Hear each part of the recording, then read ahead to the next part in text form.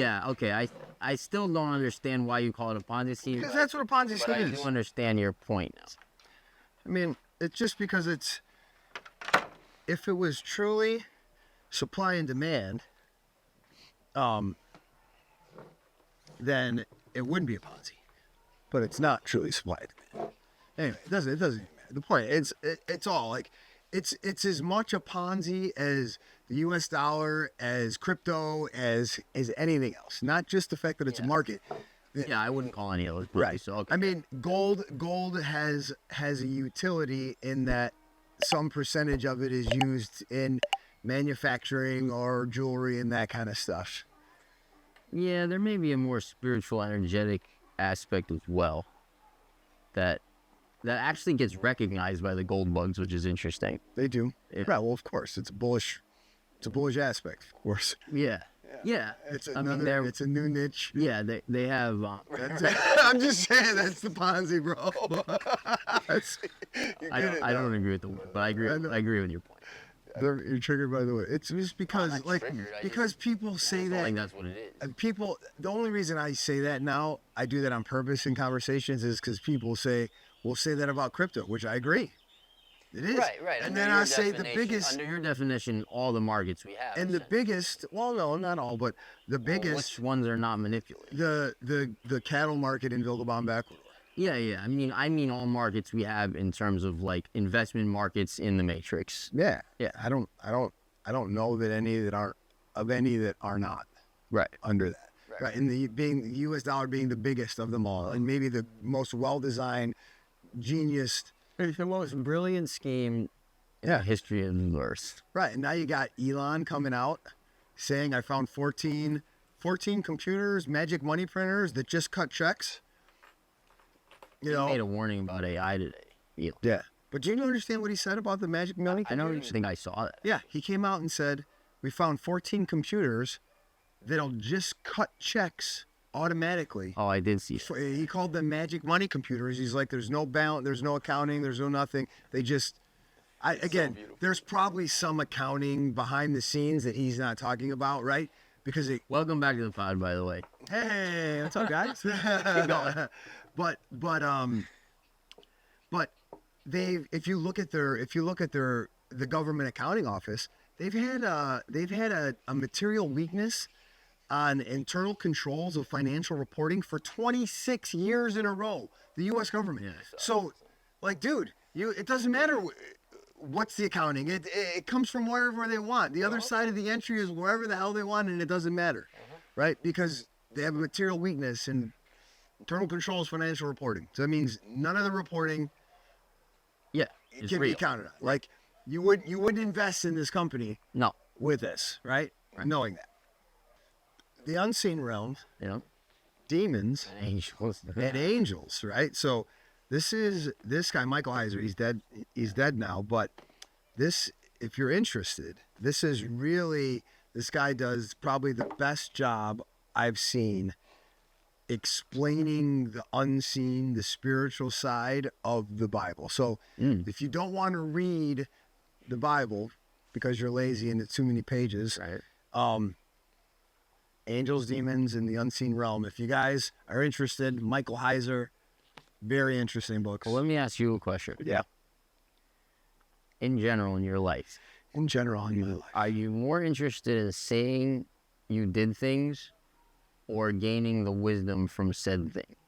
Am I more interested in saying I did things? Yeah. Versus what? Gaining the wisdom from said thing. Yeah, I would say gaining the wisdom. Right. I mean, well, you know that about me, though. Right, I know. So I could take the next 10 years of my life and do the legwork necessary. So I'd have to learn. You don't know that. I'd have to learn several languages first. No, you don't. For me, I would. No, you don't. Because I wouldn't want. You haven't done anything like that in any. What topic have you done that in? Well, I've gone as deep as I can go on some topics, but let me make the point. Okay. I could take the next 10 years of my life, and it would take that. For me, the way my brain works, that's what I would need. I'd first have to learn some ancient languages, And I'd probably at some point even get frustrated in that, because I think even some of the original languages may have even been lost to some degree. So I would even probably hit that place where I'm like, I don't really know. You just made a lot of Assumptions and excuses for not wanting to read the Bible. So I'd first have to learn some ancient languages, because I believe the meanings of words have changed over time, and that in many ways that changes the entire point. Do you know what a concordance is being said? This was Carl, I think, explained that to me once, or maybe I bring one down. I have one upstairs. Can I show it to you? Yeah, and so that's where it shows the meaning of the old language. Yeah, it'll show you the root and where it came from, and then how it was used back in that time. Yeah. You know, how it was generally understood. Right, and so to whatever degree you trust that, which may be pretty good, but we don't really know. But I would need, the way my mind works. About anything, right? Exactly. That's my point. So like, for the way my mind works, to actually get the wisdom directly, I need to check all those boxes first. Yeah. So I could do that, and then begin the process of reading, and trying to find all the texts and books that weren't put in, that are stored in the Nangamangi library and all the different other places. They're all there. They're all they're easier than probably anything else. Well, the ones we know about anyway. Well, sure, The ones in the basement of the Vatican aren't. Well, those aren't, but nobody has. So those. right. But if we're gonna try and tell the story, I'm not gonna be interested in the story unless I can fully understand. Yeah, but you can't do that. So you can't do that with any of these other spiritual beliefs. That's why I don't. Right, exactly. Because all I want is the distilled wisdom. So there are people who I trust. There are people who I trust because I resonate with them. Yeah. There are people who I trust who have done that. Tom Cruise. Yes, I'm a big Scientologist, man. Well, dude, you know what? You don't even know you are. That's what's crazy. There are people. Well, I know what you're saying. There are people who I trust who have done that. Yeah. They have taken those 10 years or 20 years. They've made Let me talk, bro. missions impossible. You're the only person that's going to get that. Let me make the point. That was a good I am one. the only person. That is a good one. You don't even. Man, that was like primo, like dude. Missions impossible. There are people, Brandon, who have done the best they can. Yeah. Who I trust. Yeah, of course. To distill the actual teachings, the actual lessons, the actual meaning. Yeah. So for me, who doesn't want to spend the next 10 years of my life doing that, I want the wisdom. So the people who I believe have properly distilled the wisdom of the Bible, in this case, what we're talking about, but properly distilled the wisdom, I go to them. Right. And I get those jewels and I get those teachings that resonate with me, that I believe are accurate because they believe it's accurate. Now, do I know that for 100% fact? No. Right. I can only use intuition, guidance, and blah, blah, blah. Discernment, thank you, that's the word. But anyway, so that's why. Yeah. And I would bet that many of those people, many have never read the Bible and done that themselves. Well, some of them have. I mean, one got exposed like that recently. You come across that Billy Carson thing. Billy Carson. Billy Carson. Carson. I know that name. Yeah, I mean, he's a very popular sort of, and I knew, it's funny, my intuition so damn good. I knew that he was a little bit full of crap, and so I never listened to him. But he got huge. He had a show on Gaia, and he was no kidding. And he writes books, and he got really big in that world. And he talks. Is he the dinosaur guy? No. He's black. He's African American. He's tall. He's very well spoken. Not Ben Carson. No, not Ben Carson. I like Ben Carson. Yeah, I like Ben Carson. But no, Billy Carson. And he talks like he absolutely has read and knows everything. And he went on this show with this Christian guy who's like just a Christian scholar, but he really knows his stuff. Yeah. I think Wes Huff maybe or something, or Wes something. He's popular. Yeah. He has a lot of followers. Yeah. Anyways, Billy Carson gets invited on this podcast, and the guy's asking him questions, and Billy Carson is saying his points, and then the other guy's well, actually, and then Billy Carson's basically. And it happened 2 or 3 times, and it was and there was no comeback. He had nothing. Nothing. He just conceded. He was He was oh crap. Yeah, I mean, there's especially between the Old Testament and the New Testament, there are if you're there's so much, and some that, you know, on one level, it's easy to see like a blatant contradiction where you can read something here and read something here, and if you don't read here, you're gonna think it's there's some of that. So well, so interesting, right? I love this. So Billy Carson gets exposed badly, in my opinion. Right. And I think that's because he's an ego world. And that's why I never listened to him. Even though I agree with a lot of what he has to say, I never listened to him because I just felt like a lot of it was ego. So he gets exposed by this guy. I think it's if Wes Huff. Don't quote me on that. Wes something, I think. Anyways, this same guy, Wes Huff, then goes on a podcast with Aaron Abke and gets rocked by Aaron Abke. I don't know Aaron Abke. Aaron Abke is great, in my opinion. He has a YouTube channel. Is big. He's the Gaia guy. Well, he or a Gaia, but no, Gaia was that was Billy Carson. Billy Carson. Okay. Yeah. Aaron So Abke. Billy Carson. So there's like this trio. It's really interesting because Aaron Abke's views and Billy Carson's views would be similar. Oh, okay. But Aaron Abke, it comes from the soul, heart, and he's actually studied. I mean, as best he can. Right. And so he had a debate with Wes, I think it's Wes Huff or something. He had a debate with him about the meanings of the Bible, essentially, like the teachings of Jesus, like what were actually the teachings. Aaron Abke? Abke. Yeah. Okay. Yeah. So anyways, I thought that was all interesting. So Aaron Abke is the guy. I thought he made the West teacher, content known for his work in promoting concepts like unity, consciousness, spiritual awakening.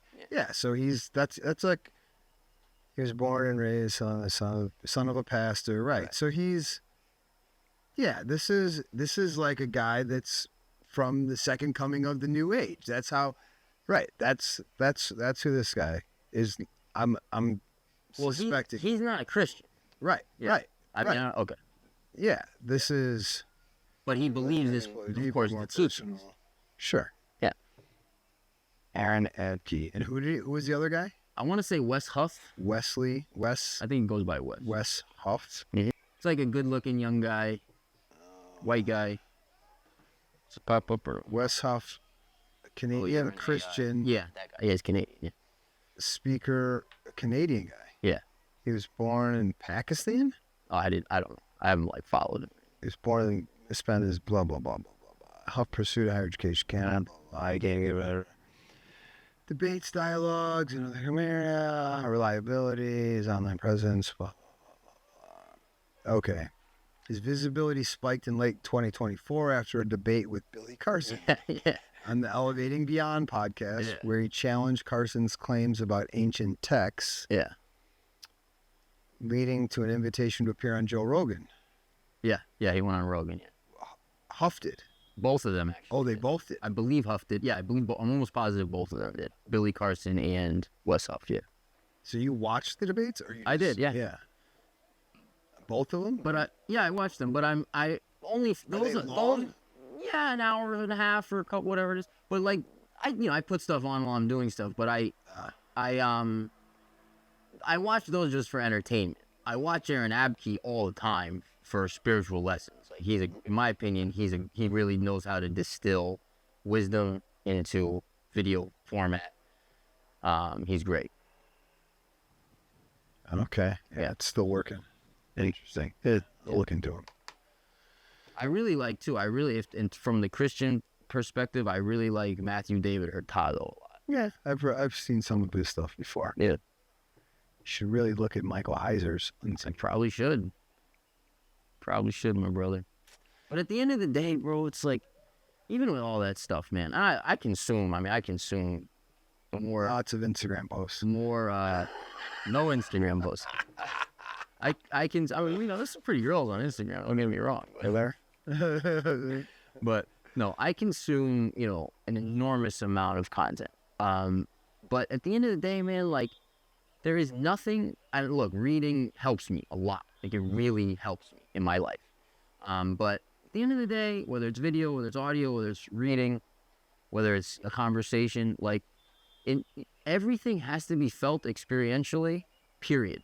Like, it doesn't even matter if you understand the concepts if you can't incorporate them into you and have them just be part of your work, like just you. It's like, yeah. Well, yeah, I mean, that's like application of wisdom, knowledge. Yeah. Right. It's like learning something and applying it are different and sometimes hard. Yeah. And the key. Huh? Could be. I mean, it's like I know a lot, like I've studied a lot, like I really know. And in many ways, it's helped me very little. In other ways, it's helped me tremendously. That's the same concepts that they've done tons of studies with people, educated people, even veterinarians for this one study they saw, literal veterinarians, right? That understand human health and animal health better than the average person because they're a veterinarian. So they understand the human body better because they understand animals at a level beyond like a normal average, school teacher or cop or whatever, normal person. Not that they're not a normal person too, but you get my point. They have a different level of knowledge about systems in the body, right? Yeah. But they did these studies on people and then on niches. I think one of them was a veterinarian group where they had animals diagnosed with some disease that need to be treated. They got to take their medicine so many times a day and blah, blah, blah. And then they had like diabetes or something. They had some type of medical issue that they were treating. And the people in general, almost, it was like a massive percentage of the people would, even though they knew I need to do this for my health and I need to do this for my animal's health, they always did the dog and they didn't do themselves way more than you would think. Yeah. It's so interesting. Right? Yeah. Right. So why do you think that is? Yeah. I don't know, but it's interesting because just like you said, I know this stuff, and yeah, right? Yeah. Why? So what? Right, exactly. So what? Right, Yeah. right. So you have this example. Yeah. You've got somebody that's taken an extra 5-8 years of school or whatever it is. Yeah.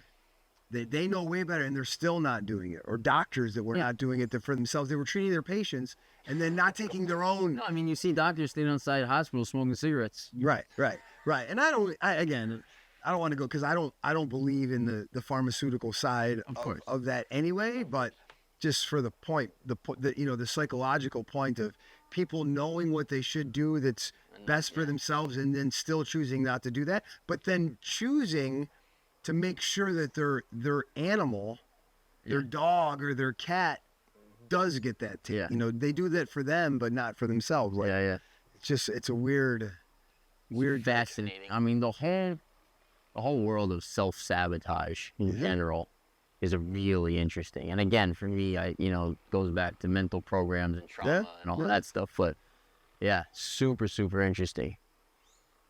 Yeah, I mean, you have to. It's not easy to like, I don't know if it's dissolving ego. I don't know if that's the right words, but if it to humble, maybe it's that humility. Mm-hmm. Maybe it's to be humble enough to really just accept that I don't know for sure. I don't need to know to feel safe. Wow, that's profound what you just said. Does that make sense? Yeah. And that's okay, right? And that is directly in opposition to ego. Right, and that's that's what I would call faith. That's just another way of saying having faith, right? I wouldn't say it's exactly that. I would say that hits most of it. Yeah. Yeah. I don't know if that's a precise correlation, but I'd say yeah. And I don't know, man. Like in our world right now, people don't have. We don't. It's easy to make excuses, either consciously or subconsciously, because of programming, because of keeping up with the Joneses, doing those things that you think, that in your mind you believe this is what's best for everybody in my family and myself, to have the time to actually sit back and think through, or feel humble enough to say, I don't need to know. Because what's keeping you in that system, on that hamster wheel, is really fear. Yeah.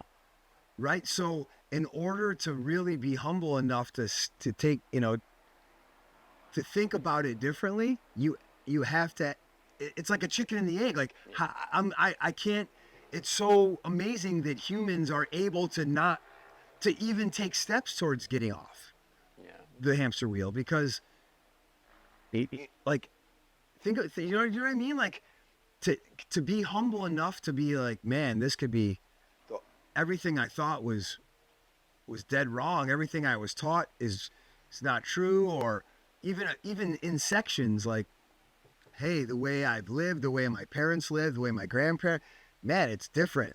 I don't even believe any of that. Like, to be able to get to that level, that's scary in and of itself. Like, again, it's like, what, chicken or the egg, like. Yeah, I love the point you're making, but I want to go back 1 second to the knowing versus executing. Yeah. So for me, that's knowing versus knowing. That's the difference. I just want to say that. Like that's the difference. Yeah. But to your point now, so I think I think the piece that needs to be brought into what you're saying is the word, is vulnerability. Yeah. This is like, it's like the key to everything is being vulnerable enough to be able to, like, then that opens the door to all the change and the success and the healing. It's like we're protecting this thing, which is ego, like self-identity, and then we won't show it. Like, we won't allow ourselves to be vulnerable enough. So do you define that differently than humility? I mean, I guess you have to have humility to be vulnerable, maybe. Or you have to be vulnerable. Or vice versa. Right. It's chicken and the egg. Yeah, maybe. I mean, I think both are key ingredients, but I think they're a little different. Like, I think without the humility, you're fucked. Like, if you can't be humble, like, I've had stages in my life like that, right? Yeah. Where you get into this kind of God complex, like, idea, and you're this and you're that. And that's the opposite of humility, and you're gonna get taught hard lessons if you're in that place. So the humility, I think, is critical, and then vulnerability, which I think certainly is related, but like the vulnerability, I think, is actually, it's like the key that opens the door. It's like okay, let's say you want to heal. Well, to heal, you have to, like, be able to openly, completely admit all of it. You got to lay it bare. You got to, like, let yourself be fully seen in order for that thing to heal that you're trying to heal. So that takes tremendous amount of vulnerability, which like is very hard because we spend our lives protecting ourselves, to not be vulnerable, essentially, right? Like, physically, mentally, emotionally, whatever. Like, we're all, we grow up, like, there's stuff going on, and there's you gotta fight, and you gotta be cool, and you gotta, all this stuff. So we don't want to be vulnerable. And then, but it's like, that's actually where the juice is. Like, that's actually where the juice is. And the same thing with humility. Like, they're like cheat codes. They're like cheat codes that are also sort of these very high level lessons, because it's like the opposite of what your mind thinks it wants and how you think you're gonna get what you want. But it's actually like a shortcut. Yeah. If that makes any sense. Yeah. It's interesting, man. It all comes back to faith and fear, man. Like, those two, and that's really the choice. And then it's as simple as that, and at the same time, it's so multivariate and complex, right? Because it's not as simple as just choosing. It's not as simple to say I'm not scared. I'm not feeling. Like it's to know that I shouldn't be scared of this. That I should have faith. Right. And take this step, and then do it. Yeah. Right. Well, and then another piece on that too is knowing the difference between fear and intuition. Yeah. I had an interesting confrontation with this the other day. This is so good. This is so good because, dude, okay, I'll let you go. Listen. So I had made this appointment to work with this lady who does like inner child work and stuff like that, right? So we had our initial session. She's a fellow Scorpio. We had our initial session. I liked her, but I wasn't sure. Okay. The initial session was just like to talk about the philosophy and talk about this and blah blah blah. This is online or in person? No, it's in person. So the next week was the next one. Bro, I didn't want to go. Like I really didn't want to go. Oof. And what my mind was telling me was, I couldn't decipher whether I was having fear, or this was an intuitive. Right. She's not the person to work for you. Yeah. Right. I almost canceled the appointment, and the only reason I didn't was because my logical mind, and I usually when I'm in my logical mind, I'm making bad decisions. But my logical mind literally said, my mind said to me, I'm not my mind, right? Literally, my mind said to me, I remember the moment, my mind said to me, look, it might be fear, it might be intuition, but since you're feeling fear, or you might be feeling fear, you have to do it. Right. Right? It was just like, and I was like, all right, I'm just going to go. So I go, and we're sitting there, and she challenged me she was very challenging.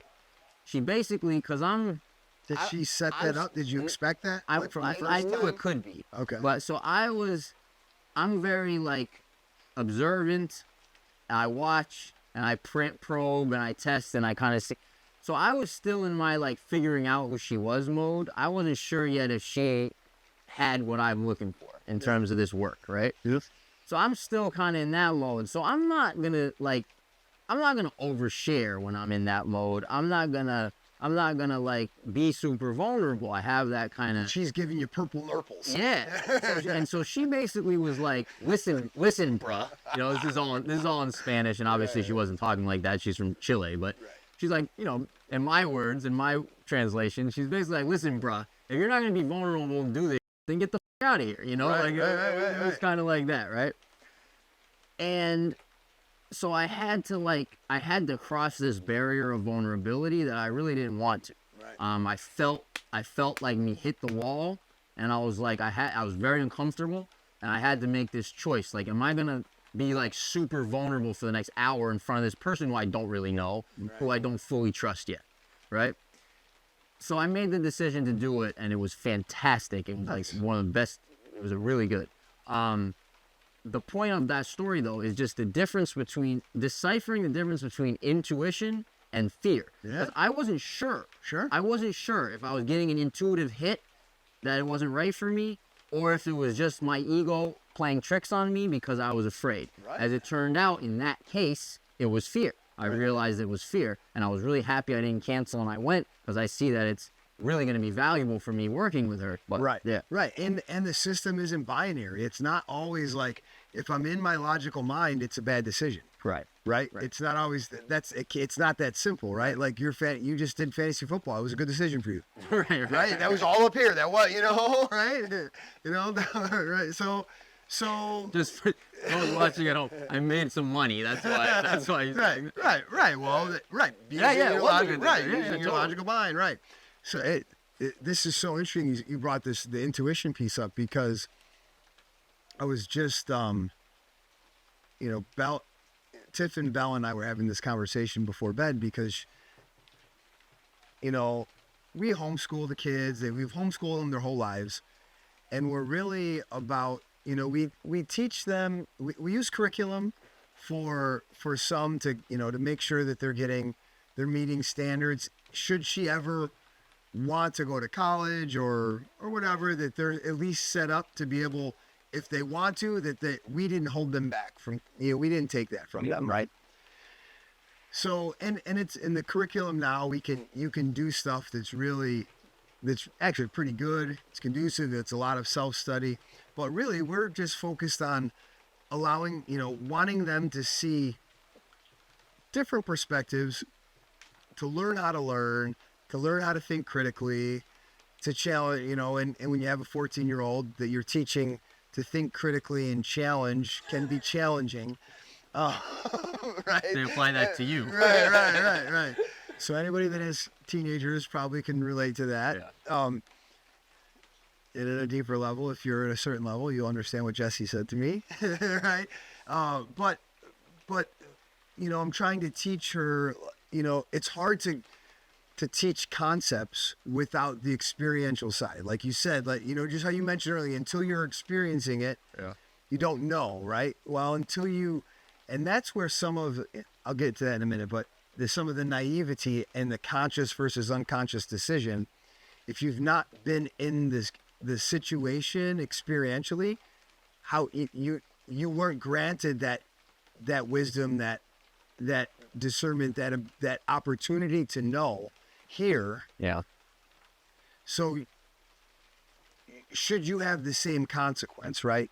Should you have the same, so that's what I meant by that earlier. Yeah. Or later, if you guys are watching this, that's what we're talking about. But, so Belle brought up, she's getting braces, right? And we've studied, natural health and natural teeth, natural dentistry, and you name it. We're in Vilcabamba. Of course we did, right? So, and and even the dentist that we saw in the States before was more natural. She has this tooth that's kind of, not settled in on the top of her mouth, right? It's not grown in, and we knew it had the potential to be problematic, 5-6 years ago. And the dentist showed us how this is a possibility, and we could see, but there's a chance like it could grow in, and people have if she had no traumas, they would grow perfect. Maybe, I don't know, but it didn't. And now she's 14, and it's caused other things to go out of whack in the top of her mouth. And then in her lower jaw, she's had some teeth in the back that are growing in towards her mouth, like her. So her wisdom teeth are kind of impacted. My wisdom teeth were impacted. I don't know.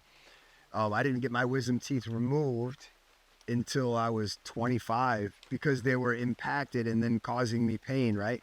And people say, oh, those will straighten out and you lose your wisdom and there's a reason. And I've read all that stuff. There are also things that affect the way you sleep, the way you breathe, the way your jaw grows as you age, that makes you breathe through your nose versus through your throat. There's all these different things that could happen, right? So we saw this orthodontist, and in Vilca, who's good. He studied in Cuenca. He studied in Argentina. And I went and we met with him, and he did the presentation, and he explained everything, how, all right, logical mind, this is the way this is. As she develops, this is what happens over time. Then you could start, explaining like the problems that it could impose, right, on her as an adult. And Tiff has got, a mouthpiece at night because her, teeth are jacked, and I've got, whatever, right? So, like, all right, if braces are a temporary inconvenience, non-invasive, and they come off, and it actually makes her mouth like structurally in a better place for the rest of her life potentially, versus knowing that she's going to have to deal with this stuff, let's consider it, right? So then that was his whole plan, to lay that out. I'm convinced now that this is a good decision for her based on all that, right? And I didn't want her, like, her wisdom teeth. Like, if we don't have to remove your wisdom teeth, let's not do that, right? And I didn't until I was way older anyway. But he, he explained why he thinks now is the right time to remove the wisdom teeth because the way they're growing. And you can see the x-rays, you can see how they're growing. She's not 5 or 7 or 8 anymore. She's 14, So it made sense. And he was showing me the space in the jaw and what this does with the braces and how it moves things and this teeth goes and how it sets the jaw up. And with, like, the way the teeth are, there's not space, like, for her jaw to be in the proper state, right? So that, anyway, I explained all that just to get to this point, was that, she started getting some pain in her, near her wisdom tooth on the one side. And the tooth is kind of growing sideways. So it could be that it's trying to grow into the other tooth, and there could be some pain there. It could be because of the way it's growing, you can't really floss well. She could have like a small cavity there. Like, who knows what it is, right? So the other night she was having some pain, and she's like, yeah, and this goes to the knowing, not knowing intuition. And she said, well, I was having some pain, and I think it's because of my teeth, my wisdom tooth, like the orthodontist told me coming in sideways. That's got to be what it is. But then these kids at dance were telling me, don't get your wisdom teeth pulled. And, these are, 14, 15-year-old kids too, saying, don't do it. They can straighten back out. And so she's got that in her head. And then she's got the pain piece. And I said, Belle, the truth is you don't know, right? You don't know. It could be you have pain because you're just growing as a 14-year-old, normal growth pains, right? It could be that. It could be, yeah, your tooth is growing the wrong way, and that's going to cause some pain. It could be there's a small cavity hidden under there that's causing you pain. The point is you don't know, right? So when she was explaining why now I want to get I know I want to get my wisdom teeth out because it's this pain, I explained to her that's the rationalization, right? That you rationalize. You don't know for sure what the pain is. You have all these different options from people in your life telling you what they could be, but you don't know, and you're now using that to rationalize why you should do something. That's different than if your intuition is saying, like your gut, your heart, if your intuition is telling you, hey, I'm resonating. This is my intuition is telling me that I should get my wisdom teeth out because this is the best decision for me, or that's why I'm having my pain, versus my logical mind rationalizing this is why I have pain, when you don't know. Like, you don't know the one, this you do know if you feel into it, right? So it was just like a perfect example for her to like start to like identify differentiate between like intuition and again explaining to her that, Belle, it's okay, like deductive reasoning with experience, with wisdom, that that doesn't mean it's bad. Rationalizing and using deductive reasoning to get to a point. And maybe because the most educated person here about the anatomy and where the pain's coming from is the orthodontist, and he's, without knowing there's a cavity or not there, is deducing that this is probably the reason. That's probably the most likely. Could there be a cavity too? Maybe it's both, right? But again, until they go in and look or take x-rays to see if there's a cavity there, then you don't know for sure, right? But showing her that this is deductive reasoning or this is rationalization to make a decision is if you were separating your intuition from that. Like, you can use your intuition to amplify your deductive reasoning or to support your rationalization to make good decisions, right? So it's just like we're just doing, that's part of what we're doing homeschool, right? Like getting them, teaching that. Like, nobody taught us that stuff when we were kids. Nobody taught us that stuff as adults. Like, we're learning it, or we've read about it later in life and learning about that kind of stuff. So teaching that, but then having those, like you said, those experiential examples that can resonate with her because she's experiencing them right now. Hey, okay, it didn't come from here. It totally just came because he said this and I thought this and he must be right because he said this. It hurts. And it hurts. I don't want it to hurt. Right. Just like the solution. Right. Yeah. So it's just like, it's kind of fun being a parent to, like, we know we're going to fuck them up anyway, right? Like, hopefully they're a little less crazy than me, you know? But people watching this are probably, oh, they're going to be crazier, you know? Well, you might be all right with Bella Quinn. Yeah, no, it's really interesting. So my, like my experience with head versus gut, like, and that kind of thing, which, by the way, I was having this interesting conversation. I was having this conversation with Carly recently where it's like, you know, you have the two brains, right? The gut and the head, and then the heart's supposed to be the mediator. Right. So it's supposed to be like the 7 chakras are like, there's a reason the heart's this middle chakra, and then you've got soul, seed, gut, root, and then here you've got your communication, third eye, crown, which is your connection to Unicorn? Is it a... It's exact. No, that would probably be third eye. Right? Doesn't it? Horn pine cone. Yeah, right, exactly.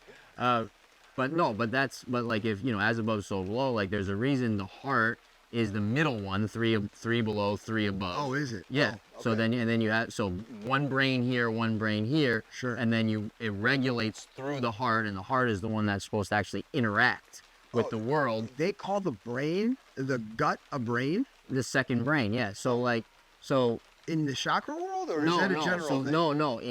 Okay, so now we get into specifics that I never pay attention to, so I won't be able to explain it well. But if you listen to people like Greg Braden, Joe Dispenza, etc., scientifically, the nerve endings, the signals, the way it all works, they're like the same, like the gut and the brain.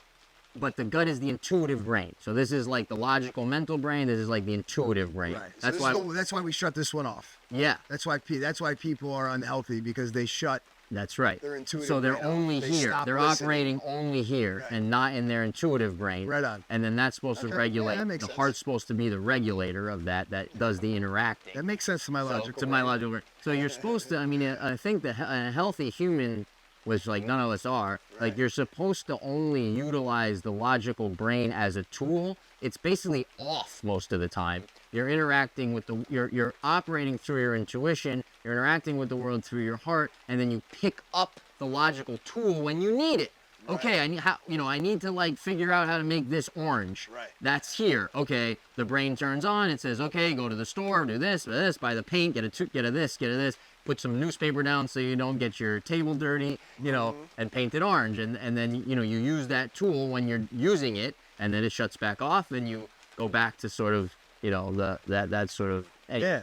But, so my experience, that was a sidebar. My experience with the whole, like, logic versus intuition concept, like, the way I experience that in my life is, like, when I get a ping, like an intuitive ping, when I get that, if I don't listen, I really get my ass kicked, number one.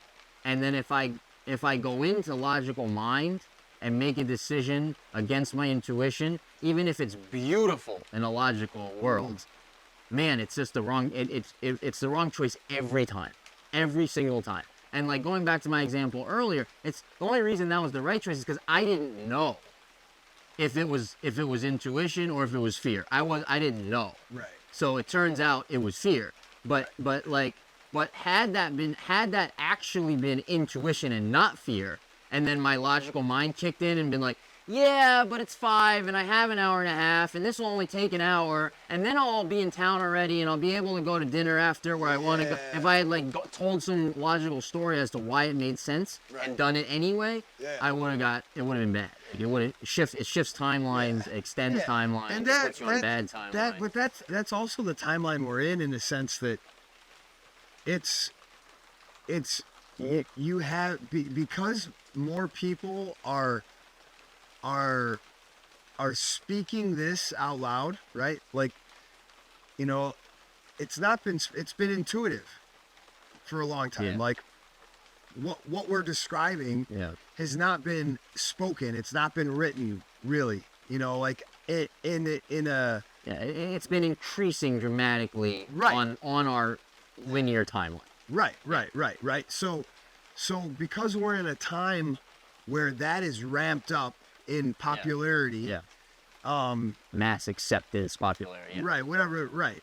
There's also a ramp up of people because we're in a duality, of energy, of beings, of whatever, of opposition, that are intentionally knowing that and making it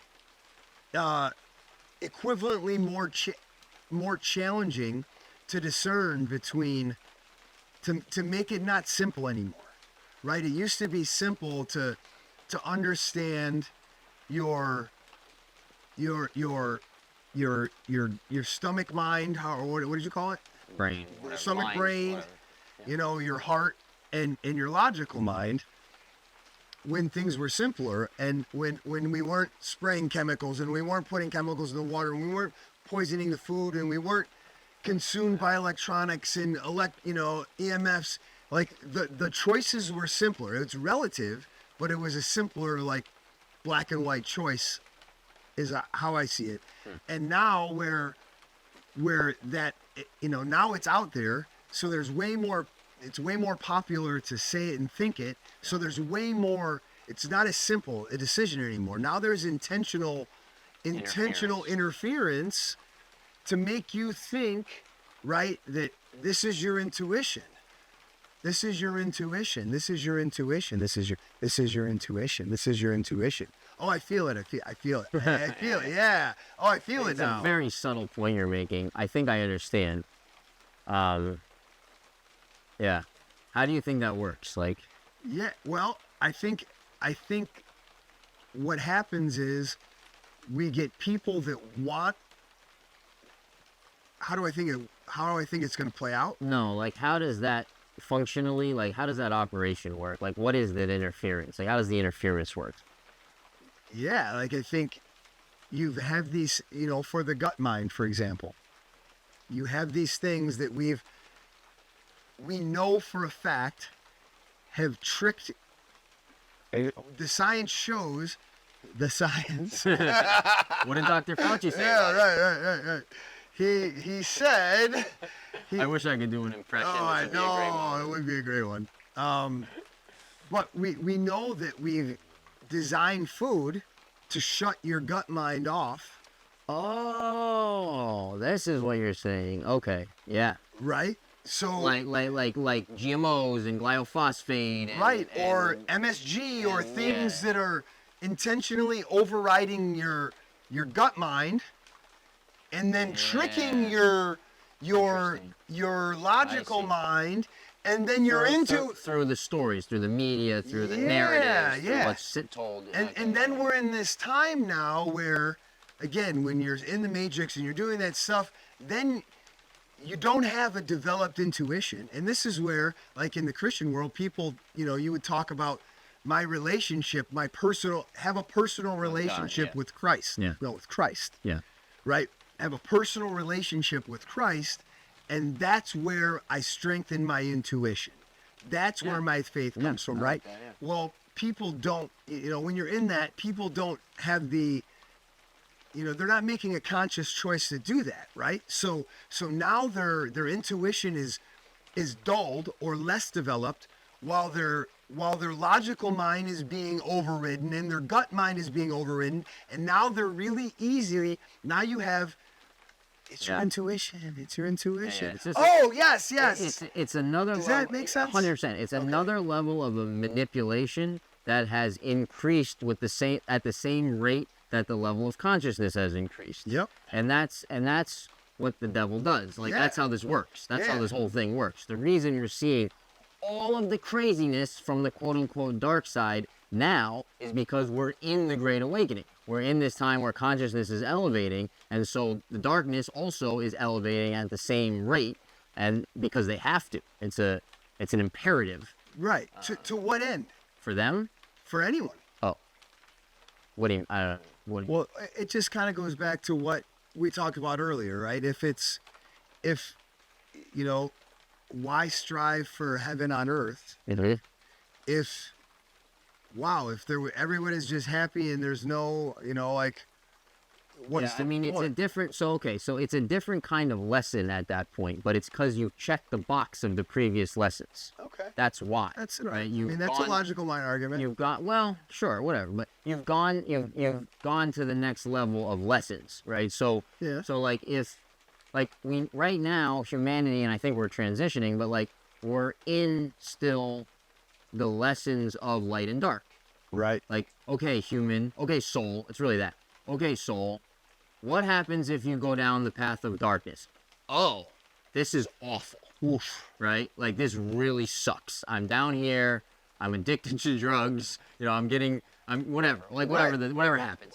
Or are you a movie star and you got whatever you want in this world? But are you dying? How do you feel? Yeah. Right. So what exactly? Right, exactly. So what happens if you go down the path of darkness? That's still the level we're at. Right. Okay, well, once you've transcended that, once you've explored all the darkness, you've explored all the light, you've realized the difference, you've realized how choice works, you realized how consequence works, you realize, no, this is a better path. I like this path better than that path. Yeah. And you finish. You finish your karma, you finish your agreements, you finish your contracts, you finish understanding those lessons that exist in duality. At that point, you're going to go on to a different style of experience, a different... Right. I mean, but conceptually, you never see the end of the darkness. You never get to the end of the depth of the darkness. You never get to the end of the depth of the light. Yeah, I mean, I really like that concept. It's one that I don't like to talk about because we can't. It's like how do you you can only conceive to a certain point from your place before you lose the capacity to conceive anymore. And so it's it's the same. What you're bringing up for me is the same question of okay, as a human, you have your trials and tribulations, you have your evolution. Eventually, you get to the point where you say, okay, I believe in God, right? Eventually, you get to that point. I don't mean necessarily in this lifetime, whatever, but from my perspective, human spiritual evolution or just evolution. Eventually, as a human, you get to that point where you accept, okay, God, I believe in God, right? Then if you take that a step further, you say, okay, well, there's intelligent design, of course. You say, okay, well, God created everything. God is everything. God, whatever, however you want to explain it. Yeah. Well, then you say, okay, well, if God created everything, what created God? And these are the unanswerable questions. Right. These are where your level of perception can't. And that's where nihilism is rooted, and sure, yeah. It starts to feel bad too. It starts to get scary. Right. It starts to make your fear, the little me mind, go, oh my God. Right. Yeah. Yeah. No, that's. Are we really in an AI simulation? Right. Speaking of, what did you say, Elon said about AI? So I didn't read it yet, but I saw that he had made some warning about AI, I think today. And so I'm curious to see what he said about it. Warning mankind type of warning? Or I don't know. Oh. I mean, he's done that before, years ago. Yeah. Extensively, but... I mean, he also said years ago that, I can't break through the firmament. Who wants to buy SpaceX? You remember that? Yeah. Right. Yeah. Yeah, that's all interesting stuff, man. Right. Yeah. It's wild, yeah. Did you ever get into the tunnel under LA? I've seen people speak. I've never been in the tunnels under LA, but I've been. I never got into tunnels under LA. Yeah, but so the reason I thought of it was Elon Musk, because Elon Musk claims publicly to have built tunnels, not the tunnels, built tunnels under LA. No kidding. Yeah, I watched him in an interview, and it was an offhand remark. Huh. He was like doing his very matter of fact, but it seems like he's bragging kind of talk, Mm-hmm. He's like, yeah, well, I think it was on Rogan, but not in the last 2 or 3 recent ones from years ago. And he says like, yeah, well, Rogan, yeah, this was, I'm remembering. So Rogan said to him like, how do you do this? Like, I understand you're very smart, but like, how do you do this? You have Tesla, you have SpaceX, you have all these things you're doing. You're running some of the biggest companies in the world. Your Ubers, blah, blah. How do you do it all? And he's kind of like telling this anecdote about just getting stuff done. Mm-hmm. And he's like, yeah, something like, I'm going to totally screw this up. But he's like, something like, in LA, there's nothing but bureaucracy and it's very hard to do anything. But he's like, well, it came to me and I wanted to build tunnels. And so I built tunnels under LA. He's telling us. Oh, no, and I was just thinking about that as it relates to what we've heard about, from this celebrities, the tunnels under LA and some whistleblowers, the Starbucks and all that stuff. Yeah. Is that the guy that was talking about Jerry Seinfeld? Yeah, I saw that one. Yeah. I mean, I've seen a number of things on it, but I saw that one. Right. Yeah. Yeah, that's interesting, right? It is interesting. And there's tunnels everywhere, right? And they go back forever. Right. And they discovered that one in New York not too long ago. Yeah. I'm trying to swear less. Did you see the, I don't know, is it a congregation in the Jewish religion? I don't know. Did you see the people in the what is it, a shul or a temple? Did you see the people like rioting to get the people to not discover the tunnels? Oh, with the mattresses and all that stuff in there? Yeah. Oh, yeah. That's gross, bro. What? I mean, I hope they were just sleeping in there. Yeah, sure. Yeah, I mean, there's all this. Yeah, anyway. Dude, that's bad, man. It's weird. Oh, and all these buildings, man. They uncover these buildings that go down a long ways. Yeah, way long ways. Hundreds of years ago. Dude, there's stuff. There's still so fair stuff. Right. They still have civilizations that, I don't know how, 30 levels underground, stories underground. Like that people don't even know, that the average person doesn't even know. Only because I live in Vilcabamba and I meet crazy people all the time that I even learned about this and then researched it. I'm like, holy crap, that you can go see it on Google Maps. It actually exists. Yeah. This is videos from people in it. Like, I can't remember where the last one I just saw, but there's like literally like a whole, 20,000 people could literally live in this thing. Yeah. Like it has power and I'm like, what in the world? It's just cycles, man. It's just the cyclical nature of Earth. But this is like hundreds of years old. Yeah. Yeah. No, I know. Yeah, this is, the point, but yeah, we've seen stuff like this. But most people, I can talk to 100 people. No, I know. Not from here, and they have no idea that this stuff even exists. For those watching, Google Ecuador giant Changaimina, which is spelled CHANGAIMINA, hopefully. Changaimina. It might be wrong. Changaimina. CHANGAI. Let me look. MINA, I think. So Changaimina, which is from where we sit right here, it would be about an hour and a half to Gonzanama, and then another 30 minutes or 45 minutes to Changaimina. I've been to the town, listed properties in the town.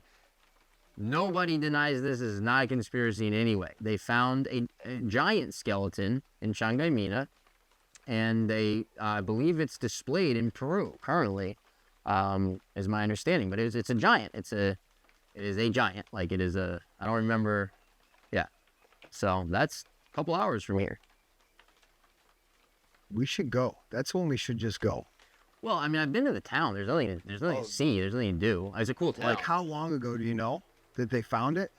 It's like decades ago? It might have been. I don't know. That I don't know. Oh, okay. Here we go. Catholic, blah, blah, blah. So it's Father Carlos Miguel Vaca Alvarado, a Catholic priest and amateur archaeologist, unearthed large skeletal remains in the 1960s. And are they displayed? Changaimina. CHANGAIMINA. Nailed it. Nice job. Small parish in the Gonzanama Canton. Beautiful little town. It has the most beautiful mirador, like lookout, that I've ever seen in Ecuador. Skeletons were said to be 7 meters, approximately 23 feet tall. Wow. There you go. The site's name, Changaimina, translates to God's cemetery. Yeah. Yeah. Interesting. So, yeah. Again, this is so not... Father Vaca died in 99. This is not denied. So lore has it that he kept some of the remains displayed in in a personal museum. Okay. Blah, blah, blah, blah, Not in Peru. No. I think some of them sent into Smithsonian. Some went to the Those Smithsonian. Some were into the Jungfrauer Park in Switzerland. However, on Vaca's death, his collection was looted, Shocker. leaving the whereabouts of the original remains unclear. Yeah. Huh. Yeah. Interesting. Yeah. See, this is the kind of stuff. Like we're in a place in this country where you could probably still go find something. Yeah. Dude, there's not... So, when I was walking properties for a decade almost, for eight years or whatever, 9 years, I mean, I walked, countless properties. You can't go to a real property that there isn't a legend about that property having to do either with buried treasure, Incan gold, what is it, Atahualpa or something. There was this Incan king who was being chased by the Spaniards, and he buried gold, and everyone thinks it's on their land. But there's different stories, and not all just one story. A lot of people have spent a boatload of time looking for it. So you go to all these people, you can go to a lot of people's lands where there's, they've been digging with excavators and trying to find this buried treasure. Wow. They found some. So out by I won't say the names. Out in Friends of ours. Out in I'm forgetting the name of the area. It's such a cool name, so it'll come to me in a minute. But it's on the way out to Chiquil. Yep. So you cross the bridge there, and instead of going left like you've done with me to go up to like that cool town we went where it's really cold and it looks like it's from 1850. Oh, that's awesome. Porunuma. Yeah. Instead of going left after the bridge, you go right, which hopefully the name will come to me in a minute. But so out there, they discovered one of those actually ancient gold stashes. Okay. We actually at one time had a property listed that was next to where they discovered it, and that kid, the young guy who owned that property, he was the son.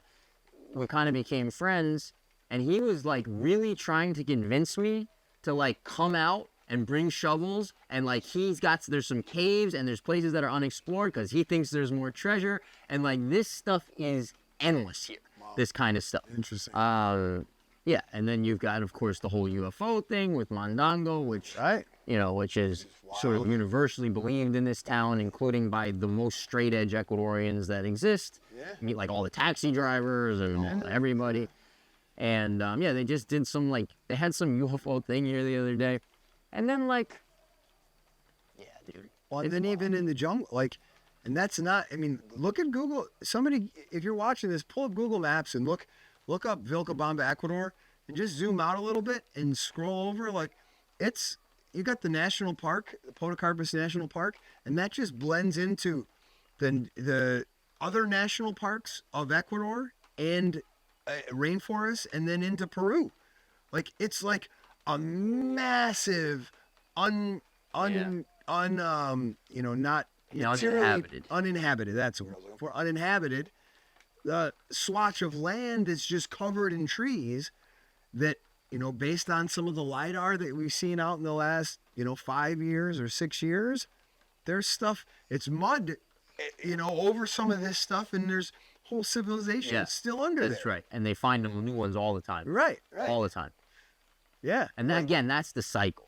Yeah. That's the cycle. Like it's like there's just rise and fall, rise and fall, rise and fall. I mean, there's definitely cycles of rise and fall for sure. Yeah. That's a weird one. Yeah. You know? Yeah. Well, it's the simulation. It's just the, yeah. Like the Spartans and Yeah. you know. So did Rome ever fall? Right. Did it ever fall? I'm asking you. Yeah, I don't think so. I don't think so either. Right. Yeah. And what was that actually? Like, how long has that negative influence been running through humanity? I don't mean to say necessarily that Rome specifically is negative, although I would argue it was probably controlled by this Tom Cruise, ideology. buddy. I mean, not his buddy. He would actually be opposed to that, but I think he would. Yeah. Yeah. You might be right. I think he would. Yeah. You might be right. But yeah. I mean, how long is it? I mentioned this to you before, but I love the way John Carter, this movie John Carter. I love the way it shows. All right, I gotta look this up right now. Is it Taylor Kitsch? I don't know. Do we know? What's the movie called? No, you know who's in it? John I Carter. think is it the same actor that played Journey to the Center of the Earth, or Journey to? You never saw that? I don't know the actor you're talking about. No, but you know the movie? Yeah, Journey to the Center of the Earth. Yeah. The main guy in that. It might be the same guy. I think it might be the same. Hold on, let me see. I think it's the guy. From what I remember, it's Taylor Kitsch. He was a guy from Friday Night Lights.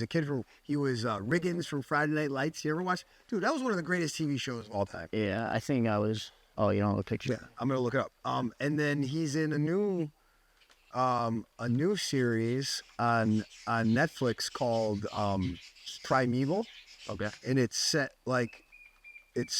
in like the who's the famous Mormon? The politician? Yeah. Yeah. That guy. Think of his name. Yeah, him. That's the guy's He ran name. for president Yeah. more than once. Brigham Young. Oh, I thought you were thinking about. Oh no. No, Who am I not. who am You're I talking about Mitt Romney. Thank you.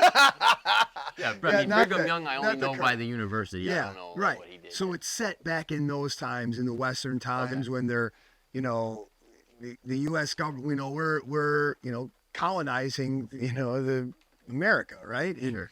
Brigham Young was governor, and he was kind of opposed to the government, and there was still so there's this whole series is about, and people will disagree about this massacre, but it's about how Brigham Young actually used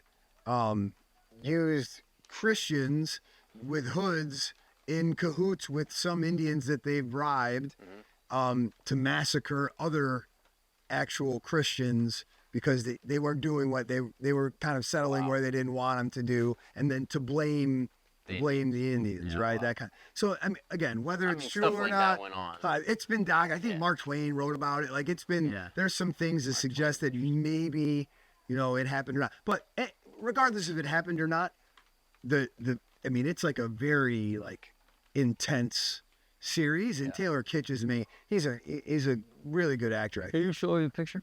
Yeah, let me see if it's him first. If we just talk about John Carter, 2012. Huh. Produced by Walt Disney. Yeah. Based on Edgar Rice Burroughs' 1912 novel, A Princess of Mars. Yeah. The firstborn in his Barsoom series. Yeah. Okay, I don't know. The movie stars Taylor Kitsch. It's John Carter. So was he the Journey to the Center of the Earth guy? I don't think so. Okay, so maybe I have that wrong. Yeah, Civil War veteran who mysteriously finds himself transported from Earth to Mars. Yeah, but what's interesting, I mean, there's interesting parts about the movie, but the reason I brought it up is because it shows the unseen hand that manipulates humanity and creates the rise and fall. Okay. And it's like the power behind the throne. And I think what we've been watching, what's unfolded on Earth for eons. Okay, so I'll watch it. But but is that still in charge on Earth? I don't think so. Is what still in charge? That unseen force, that negative hand. It's as in charge as it isn't in charge. As it always has been. There's it's a yin and the yang. It's a lot. I think we're coming out of that. I mean, that's what Elon Musk wants you to believe. We're headed to the singularity. Well, I think he's talking about something slightly different. Yeah. Yeah, right. Yeah. It's your intuition. Yeah, I mean, there's deception always, right? Yeah. Which is what you're saying. Like, there's deception always. But that doesn't... I would actually argue, I kind of said this earlier, I would actually argue the deception, the increased complexity of the deception and the increased deception is actually beautiful evidence of what I'm saying. of the fact that we're transcending it, of the fact that the consciousness is increasing. Right, and that's to what end, right? And that's the point. Like, it's beautiful because it is. Yeah, I wanted to talk about something that Oh, sorry. Go ahead. No, that's it. But does that make sense? Yeah. Like, yeah, that's all. Yeah, well, which ultimately, I mean, tell me if I'm wrong, like the lesson that you're saying there, which is interesting, like you low-key teach this lesson a lot to a lot of people, but it's like the lesson, it's really just the lesson of presence. It's really just the lesson of the moment. Like, it's really just the lesson of it's beautiful because it's now. I mean, that's a very beautiful way to put it. Yeah. Yeah. Yeah, and that's who can tell you you're wrong. That's the one where you don't have You don't have to There's no fear. There's no doubt. Nobody can tell you you're wrong there. Right, and it doesn't matter. Right, and it only matters to the degree you have identity with it. Right. I mean, people can tell you you're wrong. Don't get me wrong. That's not what I mean. They can actually tell you wrong, but it doesn't matter. Right. That's right. Yeah. It only matters to you to the degree that your identity is caught up in it being true. Yeah. Which I have some of that. I mean, everyone does. But yeah. It only matters to that degree. Right. That's right. Yeah. We should explain that because that was as well. But, yeah. But no, that's it. There was something you were talking about that you've talked to me about many times, which I had some interesting realizations recently. Okay. So you've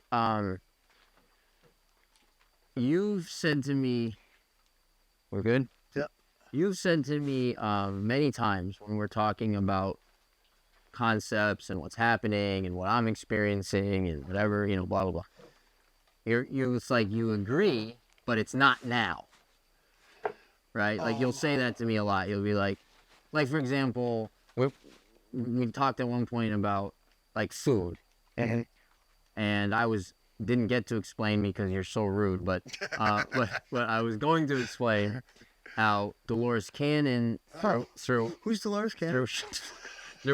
through past life regressions, had come to this conclusion, which she wrote a lot of books about, of the story of humanity, going all the way back and then going present and then going into the future. Okay. And one of the things, I was relating this to a conversation we were having about diet, but one of the things that she talked about in terms of the information she had received from all of the oversouls, or whatever you want to call it, of these thousands and thousands of past life regressions that she had done. Basically, by past life regression, it's just what I mean is you put someone into hypnosis and you communicate with their higher self through the person. Or subconscious. So, or subconscious, right? Yeah. So, subconscious, but it's an entity. They talk about the person who's asleep. Yeah, they're like... Which is what your subconscious is. Right, okay, Yeah. okay. No, so if you define... Yeah, I'm fine. I'm fine with that. I just want to make the... That's what it is. I just want to... And I'm okay with that definition. I just want to make the differentiation between subconscious being simply you that you're not aware of versus which like that thing is not going to be able to talk to you. Oh, I see. Versus... Right. And that's probably also like, until you recognize that when it's probably the state of where somebody's at, right? On what level of subconscious they're connected to. Yeah. Because right. Exactly. Because if I say this word and it makes you angry and you tell yourself, you don't even know that you told yourself just a story, chain reaction. Right? And that was your subconscious. Your subconscious was talking to you. It literally told you a story. That's why you emoted the way you did, right? Because you judged the word that I said, and your subconscious told you, oh, he meant you're ugly. Yes. Like, That's like a crude way, but so just acknowledge, being conscious enough or accepting that process even exists would determine what definition of consciousness, I think. Yeah, so it's the shadow, right? It's shadow, like to what degree have you looked at and incorporated and heal and yes, there's not a perfect word for this that I've found, but I'll just use incorporate the shadow, right? Because it's the shadow that causes those chain reactions, that causes those automatic reactions where you're protecting a wound, you're protecting this identity. I wrote a whole paper on that in college. Did you? Good. On it was one of Ripley's books. Gosh, which was it? It'll come to me later. I'll have to look up what it is. I'll have to jog. It was one of Ripley's books, and I wrote about the shadow and Carl Jung, and it was Young was good. Man. Yeah. He had some. I mean, it's interesting. Like, he makes you think. Yeah. I've learned a lot from him. Yeah. I know.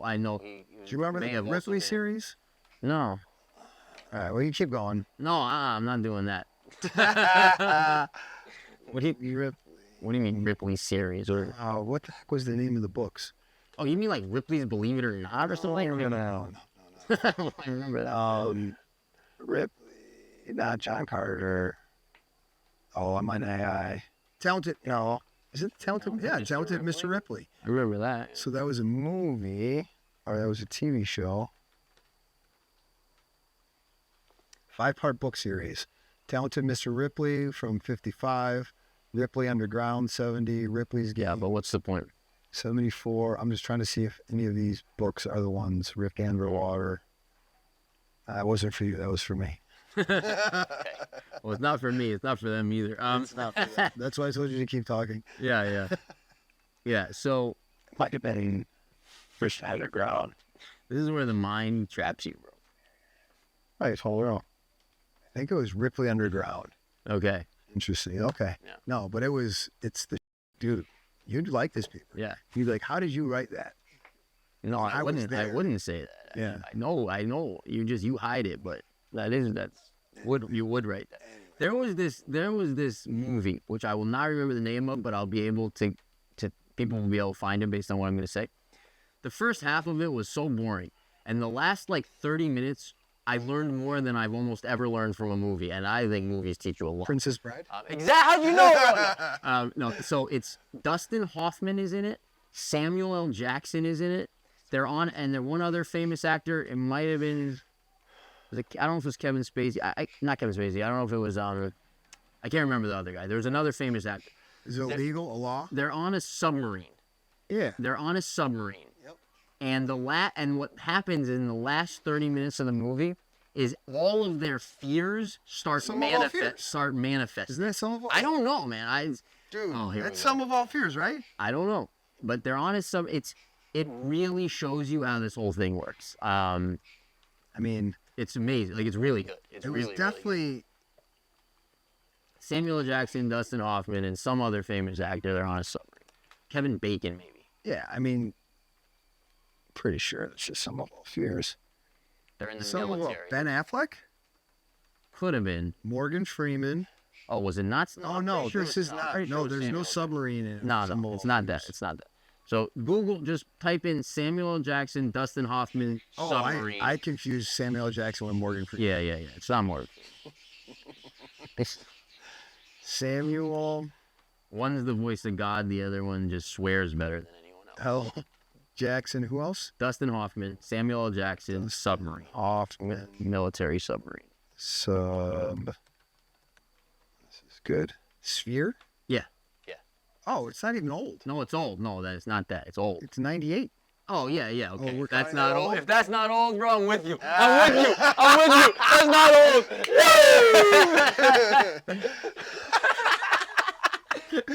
Bro, these guys are like young in the movie. Samuel L. Jackson's like 30. Yeah.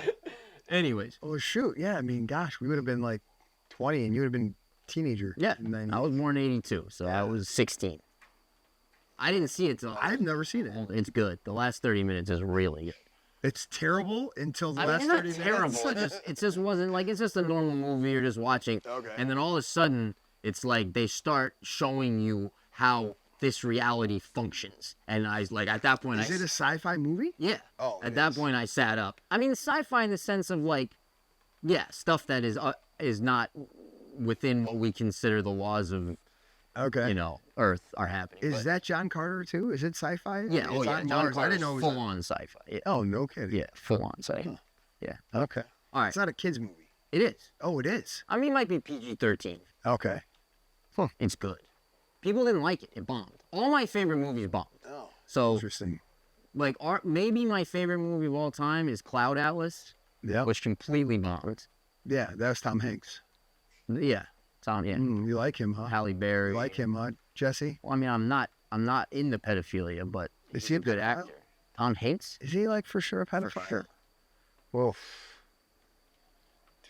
You didn't see that like thing where he had put these clues out like on his Instagram or his face or some like social media where he was like with the there was like a child's shoe and a child's glove and a Highway 66 and it was like this whole thing and it had to do with missing children? yeah, it had to do this all came out during the time when like Pizzagate was was a thing and like Frazzle Drip and John Podesta and all that stuff and like Hanks is definitely from my perspective 100%. And one of Ellen DeGeneres and dude, one of my favorite movies. So Cloud Atlas is one of your. Do you remember the movie Big? yeah, of course, Dude, that's one of my favorite. it's Big's great. I mean, Yeah. when I was a kid, I watched it many times. I really liked it as a kid. Actually, I don't know how good it is. I haven't watched it in probably 20 years. Yeah, well, it's another one that shows some nice lessons. I haven't watched it in probably 30 years, but but when I was young, like really young, because that was 90s, that was early to mid 90s probably, and I liked that movie when I was Cloud a kid. Atlas is way after. that, right? Cloud Atlas probably came out in 2012, thereabouts. And that's like, I think did I watch this or no? Yeah, you watched it. That's the one where he's in different.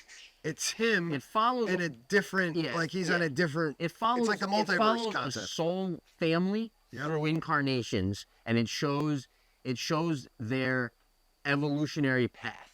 So Hanks in Cloud Atlas starts out on the dark path. Yep.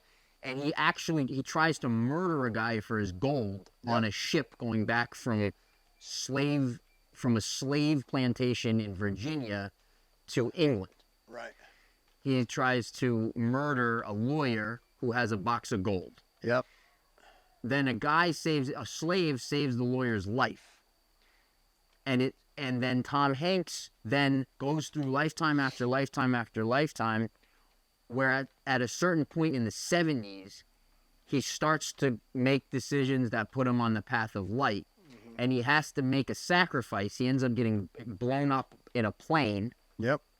And then when you see him, And he's different, and it's just so people that haven't seen it. It's not like he's not the same character every time. no, He's a different character after lifetime. and a different age. But just in the movie, they're not like showing him. They're showing him at different ages and that's why of life. people didn't like the movie because it's very hard to follow because they're using all these characters that you're supposed to understand is that character and they're jumping forward and back and forward and back. And different role and the But same they don't characters. look the same. They Right. look totally different. Yep. Different ages, different races, different accents, different languages, different. Yeah. So, but what I really love about that movie is that it shows how soul contracts work. It shows how soul families work. It shows how human evolution works. And you know Tom Hanks at the end of the movie, because we seem to be talking about his character. Tom Hanks, I think your son is. Oh, was that no? Could be something from a tree. Tom Hanks at the end of the movie is like sitting off planet, having like at least to a degree burned off the dross, burned off the karma As the observer. and he's kind of like got to a certain point in his evolution. But I don't remember why. Yeah, I could see how, dude, that's way beyond, a normal person. Totally. But like people loved The Matrix, which I think also is phenomenal. Like also one of my favorites. But The Matrix is easier to it's easier to follow the movie because there's a storyline that's easy to follow on the surface. the sub level, the meaning is not easy to follow. Just like Right. the meaning to follow, I would say that the Cloud Atlas, neither are easy to follow. Right, the movie on screen wasn't easy to follow. No, not at all. Where the movie on screen with the Matrix was easy to follow. True. But you just didn't have to go any further. You didn't have to go deeper than, oh, it's an action movie. It's a sci-fi movie. Like you could stay at that level of depth. True. Where And if it you was just stick, a good, really good. and it was just a good action sci-fi movie. yeah. Where if you watch Cloud Atlas, you're kind of like, if you don't force yourself into some level of depth, then you're just kind of confused. Yeah. No, I mean, it's even if you do, it's confusing. Like it's hard to follow. Like, you got to watch it 2 or 3 times for it to be clear to you. Like, and or have someone sitting next to you who's watched it who can say, you know. But anyways, I want to get back to this point. So you often have made the point to me that yes, but that's not now. Okay. And a sidebar to that, which I still don't agree with, is yes, but people have always believed that, right? Which is true, but I don't think it applies to now. But it is true. But the point about That's because people always believe that this time is different. of course, agreed.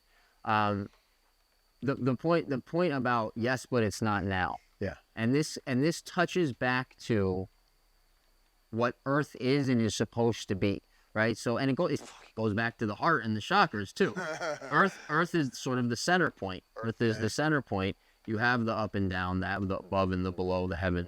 So, I'll see if I can pull all this together. So, okay, right, okay. So Dolores Cannon, the diet, and then your point about yes but not now. Okay, so Dolores Cannon. Diet? Yes. So I'm just reminding myself. Okay. So Dolores Cannon in So Dolores Cannon, right? I learned about this in 2012. She was doing it way before that. But for me in 2012, I listened to a lot of Dolores Cannon. Something about it just activated me, and it was like codes that I needed at that time. So one of the things she says is, okay, as you go through the, I don't know what word she used, if it was the ascension or the shift or whatever, whatever word you want to use. But as you go through the time that I think we're in, as you go through that time, you're going to want less and less dense foods. You're going to stop eating meat. You're going to stop eating sort of low vibration foods. You're going to get lighter and lighter, eventually liquids, and eventually maybe not even food at all, right? As you go through this process. This made sense to me in a certain way, even though I had no idea really at that time what anything she was talking about, but it just resonated. So I always kind of held that in the back of my mind. Okay, then you have different spiritual philosophies and beliefs, like for example the Hare Krishnas, don't eat meat. They think it incurs bad karma. Blah blah blah. Okay, then you have. So for me, right? As I process my world, I always leaned that way. I was never really a vegan or a vegetarian. I was a vegetarian once for about 6 months, maybe. It was during this time where I was going through this huge awakening, and I was cleaning everything and opening my channels, and then it really served me. It really served me for that period of time. Outside of that, I've always eaten meat. At certain times, I've eaten very small amounts of meat. At certain times, I've eaten meat every day or even more than once every day, but I've always eaten meat. But I've always kind of leaned, at least mentally, towards the higher vibration foods, right? Like the fruits and the salads and lighter foods and foods that don't sit and make you heavy and make me feel bad and all that kind of stuff. And I've had my health challenges over the years. I've had which are not so related to that, but I've had my health challenges. I have my gut stuff, my digestion stuff. And, you've made the point, which is, it's a very common belief, obviously, but you've made the point, no, the meat is the best way to get the most nutrition. It has eggs and meat, basically, is what you've said to me, right? That it's really packed with all the nutrition you need, the amino acids and the vitamins and the minerals and blah, blah, blah. And it's it's hard to get that enough from a plate of a salad or, whatever, right? So So, and I kind of, I always listen to you. I respect your opinion, and I respect you. I know you think about things and you study things, and so you'll go deep. If you have something to share, you've looked at it. So I always listen to you. I always listen to your opinion and consider it. But I always lean the other way. And you always make the point to me on this or any other subject, right? Of like, yeah, but that time is not now. Of like when I'm saying things about this or that or whatever, right? I'm just using this example. And so this ties in, this ties into the marrying of everything onto the present moment on Earth, because we are in the body, we're on Earth, and then it goes back to the philosophy. So what I was trying to bring in earlier is it's like these two different philosophies between okay, like, for example, the Hare Krishnas believe if you eat meat, you're incurring bad karma. So you shouldn't, right? You're hurt, you're causing pain and suffering. That's not okay. It makes bad karma. Don't do that. Then you have this other idea that I think partly coincides with the Bible. I think partly coincides with other belief systems that say there's essentially, I'm going to use my words on this, but I think it fits for the whole, what I'm saying. There's an agreement between you and the animals. Right? So like the cow is on Earth fulfilling its purpose, which is its own evolution and its own purpose, but there's an agreement. You give the cow a good life, the cow gets to have its own evolution, it's happy for you to eat it as part of that, as part of the and I think that part sort of goes back to the Bible a little bit, where it's God, I don't know, you would be able to tell me the quote, I can't, but God said things about that in the Bible, where it's like, I give you the animals for your sustenance or something. I give you the fish for your, I'm not a quote. I don't remember the quotes. Yeah, exact quotes. So we need Carl for that. He would know. Yeah. So it's like this idea that it's okay and actually good that Earth is for humans and that all its things are for humans, and do with them as you will, but do good. Try and So this idea that there's sort of this agreement, right? Okay. So now, then you get into, okay, well, my blood type says I'm supposed to eat meat. My Ayurvedic body type says I'm supposed to eat meat. So when my wife's pregnant with twins, I started feeding her high-fat, high-protein, high-fat, you're taking high-fat, high-protein diet, right? Like essentially keto type of diet, right? Like steak and eggs and stuff like that, bone broth. There's basically a lot of meat, and this is very clean meat. And the best eggs on earth. I get my eggs from my land. The yolks are so orange, they taste so good. It's just mind-blowing how good the eggs are. But so what I realize is everyone in my family eating this way feels way better, including me. Like, I'm doing better. They even commented how much better her digestion was. And it sort of like clicked into some things in the place, because I used to be of the opinion, even though I ate meat, I used to be of the opinion, like, who was the first human? Like, how did this get put into human consciousness? That you see like a beautiful deer grazing on grass, cow, right? And your idea is like, I'm gonna kill that thing and eat it. It seems like psychotic. It seems like, why would anyone do that, right? Like this idea of blood, of like we kill and we eat it. It never appealed to me, right? It was always like, I don't think that's godly. Like, I think, it might be okay in some way. It might certainly provide nutrition, just like we can pump oil out of the ground and get electricity that way, or we can pull it out of the air, right? It's almost sort of that kind of idea, right? But it didn't appeal to me. And then so I'm in my family and everyone's doing better. Like the kids' behavior is night and day. Everything's going fantastic since I started doing this. My energy levels are way better. I feel better. And it just sort of, and then so my philosophy, I started, lots of people, I've heard this philosophy many times over the years, but this idea that like on Earth as humans, we've been hunter-gatherers, like forever. And so like the natural system of sustenance is basically meat and whatever you can forage, like whole natural, right, whole natural foods. And so And so, yeah, I don't know, man. I've kind of come around. I've come around to that, and conceptually, it's just interesting to me because it goes back to this idea of like, what is Earth? Like, it isn't supposed to be this like thing, right? It's supposed to be this learning, and you're in the body, and you need the body to function and be able to learn, and like, Anyway, so it's been interesting for me, like this. So right, and that's kind of right. That's exactly what that means. The time isn't now for some of it. The time is for for other things. But and that goes back to our logical mind, because we want something to be, because we want this. We're striving for this. Yeah. But it's not working. But if it's not working. Right. We're striving for this. So I want. Yeah. Like I know that at some level that I don't need to eat a cow. I want it to be now. I want to be there now. Yeah. Well, that's not now. I mean, it is for some people. I would imagine. It's not for most people. I would say. Yeah. It's not for most people. No, yeah. Anyways, I don't want to.